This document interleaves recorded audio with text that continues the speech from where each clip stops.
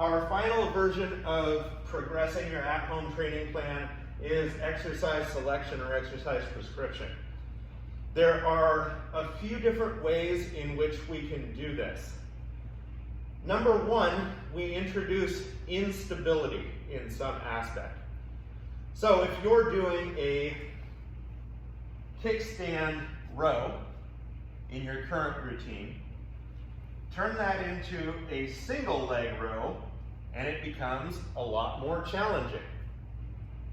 If you're doing a press or a get up, turn it into a bottoms up press or get up. And that instability will make it much more challenging.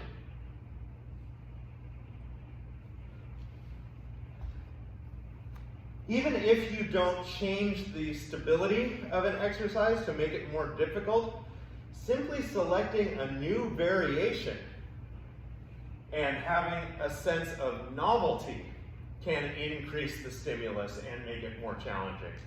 So if I'm doing a bench supported or couch supported one arm row, and I change that to a power row, I'm not really changing how stable I am.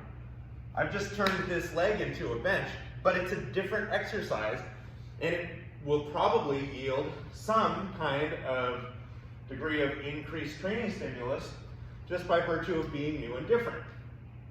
Finally, a lot of you have two bells, but they might be wildly different, or at least slightly different in mass.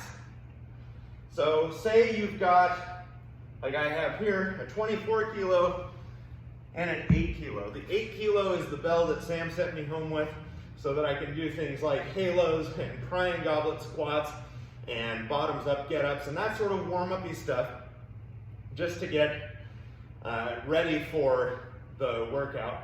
And then for the majority of my work, I'm going to use the 24 kilo. It's probably not that wild a variation. But you can do, instead of a goblet squat with your 24, you can cheat clean the 24 into the rack position and then just put the 8 on the other side, and now you've turned it into a 32 kilo squat, and it's weird.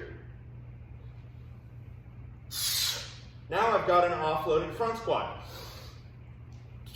or an offloaded press. But even with these wild variations in weight, try to make it look the same. So an offloaded double kettlebell exercise is a great way to challenge yourself by changing the exercise. Technically, adding band tension like we did when we were looking at intensity changes the exercise as well. It's just a little bit simpler because it's in exactly the same pattern as the previous iteration of the exercise was. So, to sum up, you can progress your at-home plan. I can progress your at-home plan. If you're chomping at the bit for something new already, simply add sets or do another session during the week. You can also scale up the intensity of the sets within a ladder, keeping the same number of reps, but breaking the number of sets down instead of 3 sets down to 2 or whatever, so that you've got a higher relative intensity. You can also add weight if it's a kettlebell, either plate mate or duct tape a plate to it, not if it's our kettlebell. If you don't have a kettlebell, come in and grab a band if you don't already have some kind of band tension at home, and that will increase your absolute intensity. Density, we can turn your supersets into giant sets, or we can perform time blocks and try to get that time whittled down a little bit. Then exercise prescription, either by changing the exercise to be less stable, changing the exercise period, to induce a training effect with novelty, or performing offloaded doubles, since you've probably got two variations, two kettlebells of various weights that you can use. I hope that this has given you some creative ways in which to challenge yourself. Remember that quality always trumps quantity. So regardless of whether or not you need more intensity or density or volume in your workout, never let that replace the quality of each individual repetition that you perform.